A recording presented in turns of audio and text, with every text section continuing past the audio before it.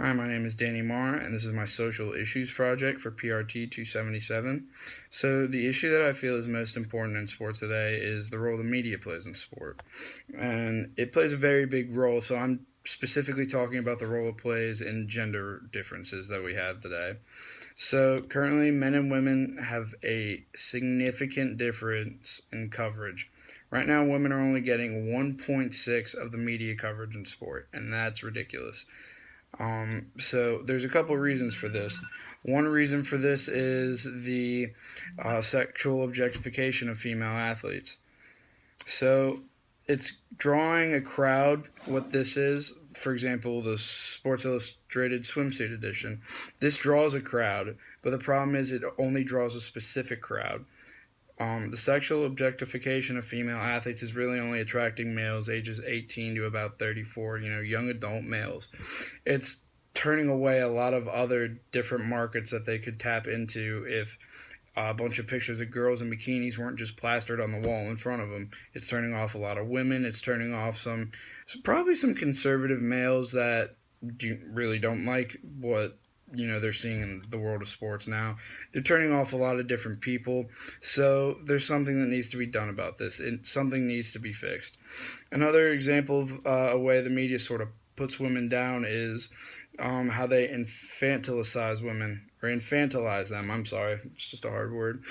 But they almost minimize their athletic abilities compared to that of males just by the way they talk. Sometimes they'll address women by their first names, whereas with the males they'll only address them by their last name. That shows respect for the males, whereas for the girls it's just like, you're not as important as them. That's one thing they do. Another thing is they call them girl or other nicknames that just kind of have they resonate really a child, whereas for men they'll start calling them more like superior names like man or sir or something like that, something that gets you in the feeling that okay, these guys are kind of better than me. But it's men and women are equal. They should be using the same type of language for both people. But that's just part of the problem that the media has stuck us with today. So, my dream job would be a president of stadium operations or a director of stadium operations. Basically, just run an arena. That's my dream job. Ideally, I'd be somewhere in New York, but I could also stay in the South and be perfectly happy with myself for the rest of my life.